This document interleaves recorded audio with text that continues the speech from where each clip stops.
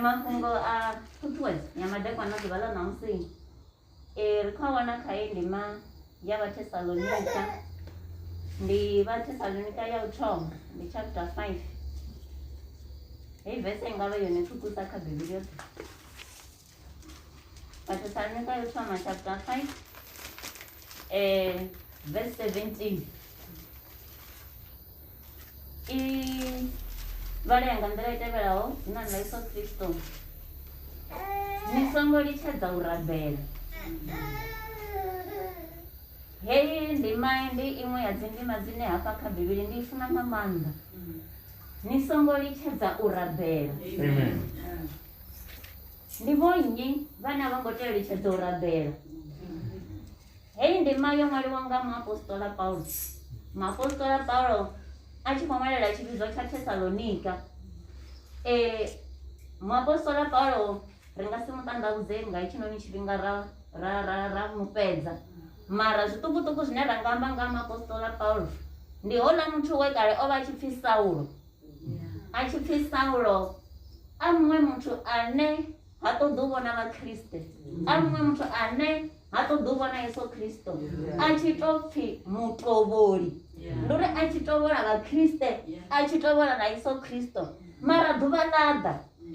ḓuvha ḽa mu swikela hoyunoni Saulo a vhona lupenyo. A tshi vhona lupenyo ndi hafhaḽani a kona u transita hone a shanduka. Hezwinoni a tshi shanduka a vho shanduka na dzina a vho pfhi Paulo.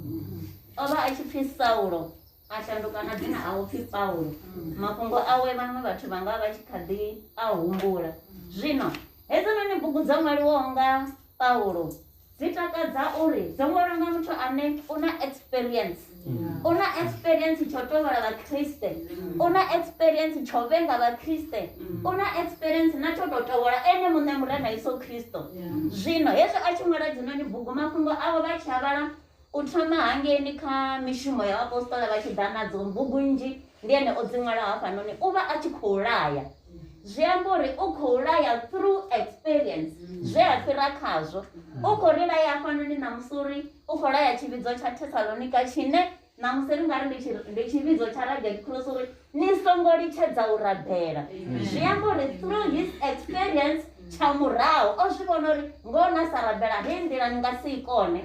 Through experience o zwi vhona uri na sa amba na mudzimu na muvhudza mafhungo heyi nḓila ni nga si i kone. Ndi uri hafhanoni a tshi khou vhalaya a swika kha heinoni ndima a to ṅwalwa ni ya mafhungo fhedzi ni songo litshedza u rabela. Ndi uri ri nga ḓivha ri vha Red Cross ra sokou vhona uri rine zwithu zwo ri tshimbilela lune hayi a zwi tsha tou vha zwa ndeme na uri ḓe thabeloni ya ḽa vhuṋa. Muapostola Paulo ṋamusi uri ni songo litshedza u rabela ndi uri i nga vha zwi khou ḓifhisa hani kana zwi nga vha zwi khou vhavhisa hani. Muapostola Paulo madekwana ḓuvha ḽa ṋamusi u khou ri ṱalutshedza uri ni songo litshedza u rabela. Ndi uri hu na dziṅwe nyimele dzine khamusi dzi nga ḓa matshiloni ashu ra vhuya ra vhona unga na inoni thabelo yashu mudzimu ha ipfhi. Ra vhuya ra vhona unga na zwino khamusi mudzimu upfhi u a pfha mara dza kha riṋe ri tshi amba zwi nga vha zwi sa khou swika. Mara kha vha ndi vha vhudze na ḓuvha madekwana ḓuvha ḽa ṋamusi ndi vha ṱuṱuwedza uri na ineḽa thabelo no tou pfhi silent prayer ine vha vha vha khou tou rabela vho tou fhumula vhone vhane mudzimu wa ita ende u tonga vhuya u pfhesa yone. Heiḽa ine ndi uri ri vhukati ha vhathu na vhanthiri zwino pfhi ri songo zwi itela u vhonwa nga vhathu ra vha ri khou shavha zwezwo zwo pfhi ri songo zwi itela u vhona rabelela mbiluni uri mudzimu wanga kha ine situation ndi khou humbela uri u vule nḓila. Vha wana i tshi khou tou vulea same time vha ri mudzimu ndi a livhuwa. Ndi uri kha hetshinoni tshifhinga a hu tshene hezwiḽani zwo ri hayi vha nthabelisevho a thi ri Yesu Kristo o ri fela kha thanda ya tshipambano a shuluwa malofha uri na vhone ri tshi dziwe nahone ri lidze vhakriste ende ri tshi rabela ri tou ḓisa nga riṋe vhaṋe. Ndi uri zwa zwino a hu tshena zwiḽa zwino nga zwo pfhi musanda ndi to luvhelo hafha upfhi ndi yanga ndoṱhe. Ndi zwone ri nga vha ri tshi farisana kha thabelo na muthu kha vhe na tshifhinga ene muṋe tsha u tou rabela. A zwi na ndavha uri thabelo ri khou rabela ya vhusiku hoṱhe kana ndi khou rabela ya 2 seconds as long as nda wana tshifhinga tsha amba na mudzimu nga kha thabelo a hu na iṅwe nḓila yo amba na mudzimu nga nnḓa u rabela. Ende a hu na iṅwe situation 19 ine anga thasulwa vhutshiloni yashu nga nnḓa musi ro dzudza mudzimu. Nṋe vha nga mbudza sa social worker vha ri hu na hezwi na hezwo mara zwa vhukuma ndi zwo ri nṋe ndi ḓo tou vha vhudza theory ende tshiṅwe tshifhinga khamusi na thaidzo yavho ya sa tou tandulwa nga nḓila ine vha khou i ṱoḓisa yone mara vhone arali ni vha phathama vha tou vhudza mudzimu tshiṅwe tshifhinga zwiṅwe zwi tou ḓisolva nga zwoṱhe ngauri ri khou rabela nṋe ndi tama uri hetshinoni tshivhidzo hu tshi vhuya havha na heinoni program yo ri kha ri ite dzithabelo nga ḽavhuṋe ndo ri ndo zwi vhona kana muya wa mudzimu wo ri susuvhedza uri zwi vhona uri u tou rabela ngo nga sonda fhedzi is not enough kha ri ite ri tshi ṱangana hanefhano vhukati ha vhege ri ambe na mudzimu washu ri mu tevhulela zwoṱhe hetshinoni tshivhidzo tshashu ndi tshivhidzo tshine tshi kha ḓi aluwa ende tshi kha ḓi yo aluwa mara tshi khou ṱoḓa riṋe vhane u amba ha tshiṅwe tshiambi upfhi ndi riṋe dzi foundation zwi amba uri foundation ndi yone ndo tea u khuzwa na magona i tshi khou tshi rabelela hetshinoni tshivhidzo tshashu ri khou zwi vhona uri tshifhinga tshinzhi ri khou ṱanganedza vhaeni vhaṅwe vha ri vho ḓa tshoṱhe mara riṋe ra vha hanefha ndi riṋe ri no khou tea u tshi rabelela ra rabelela na vhadzheni vhatsho nga muthihi nga muthihi ndi uri kha ri gude uri na musi ri mahayani musi ri tshi khou rabelela inoni tshivhidzo ri tou tshivhidzo uri Rugged Cross Christian Church kereke yashu kha ri rabelise vhurangaphanḓa hatsho kha ri rabelise vhafunzi vhatsho uri ngoho na ngo tshi tou pfhi ndi ifhio milingo i songo vhuya ya ḓa ya ri fhenya ende hezwo zwithu zwoṱhe zwi konadzea nga murahu musi ri khou rabela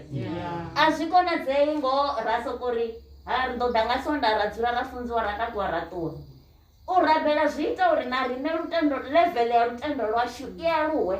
u rabela zwi itisa uri na riṋe level ri bve huṅwe fhethu ri ye huṅwe fhethu vha zwi pfha na vhone vha tshi khou rabela uri ndi khou rabela mara ndi tonga thongo tsha kanda fhasi vha zwi pfha na vhone zwa dzhena na kha malofha avho ndi khou rabela mara ndi khou pfha nga a thi tsheo hafha ndi uri hezwi vha tshi ri amen vha zwi pfha uri hu tonga vha khou tou vhuya houḽa muya khou tou vhuya wa dovha wa dzhena muvhini wa vho ṱuwa nga thabelo zwi amba uri ndi hafhaḽa hune zwino ngoho vha khou mbilu yavho vha khou tou communicate direct na mudzimu ndi zwine na musi nga ndi fhanoni mapostola uri ni songo litshedza u rabela ngauri o zwi vhona uri arali ni ra sa rabela Saulo murahu o vha sa rabeli o no vha Paulo a tshi vho rabela a zwi vhona uri nothing is impossible with God tshiṅwe na tshiṅwe tshi a konadzea nga thabelo ndi ngazwo nga noni madekwana ḓuvha ḽa namusi nṋe ri tshi khou ṱuṱuwedza uri hei noni thabelo ndi uri ri songo swika hune ra i ḓowela ra vho soko ri ri khou ya thabeloni ya ḽavhuṋe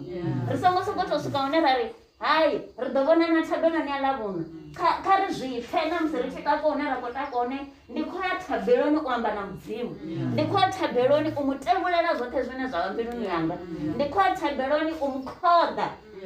thabelo ri a mu khoḓana nga thabelo a ri mu khoḓi ngo imba fhedzi ri mu khoḓana nga thabelo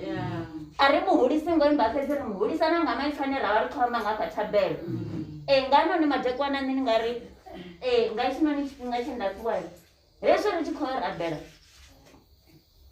zwine ra ḓo vha ri khou rabelisa zwone kha ri tou zwi ita ro tou ḓifunga kha ri tou zwi ita ro tou ḓifunga ri tshi khou tou amba na mudzimu hu si na ndi uri a thi thu zwi vhonavho kha itshi tshivhidzo tsho sedza uri na ndi nyana khou rabela uri mini zwezwiḽa zwine ri nga ra zwi itisa zwone a huna u thetshelesa muṅwe vha songo ya pfha vha tshi borea uri ḓo mpfhela mafhungo anga ndi uri kha ri tou mu vhudza mudzimu kha ri tou mu vhudza ndi uri kha ri rabele havha vhana vha tshi rabela vha ntakadza badi a vha na ndavha uri kana ni khou pfha uri mini vha khou rabela vha khou lidzelela mudzimu arali na riṋe ri tshi nga tou zwi guda ngo tou rala ra sa vhuya ra sedza uri hoyu a ri tsini anga vha nga vha khou ndzhiela gai yeso ḓo vhuya vha kha ḓi ri u khou ndzhiela gai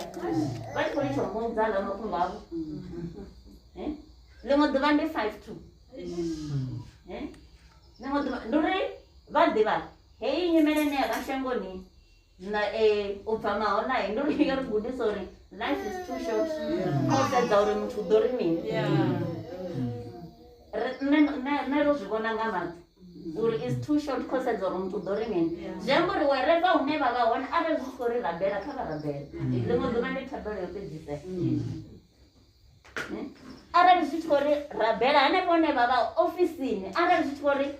2 minutes rabela a vha rabele ḽiṅwe ḓuvha ndi minete ho fhedzisela vha hangwela zwivhili ho fhedzisela zwa mbo ḓi mudzimu a mbo ḓi ri vhone a vha ḓe futhi na mbilu yavho ndi khou tou bva i ṱanzwa zwino i tshe fresh nṋe ndi khou tama uri nga noni madekwana na musi ri tshi khou rabela kha ri ḓiṋekedzele dzimbilu dzashu, kha ri ḓiṋekedzele mudzimu, kha ri mutendele ri songo vha stubborn, a ri mutendele mudzimu a shume, a ri mutendele mudzimu a dzhene dzimbiluni dzashu.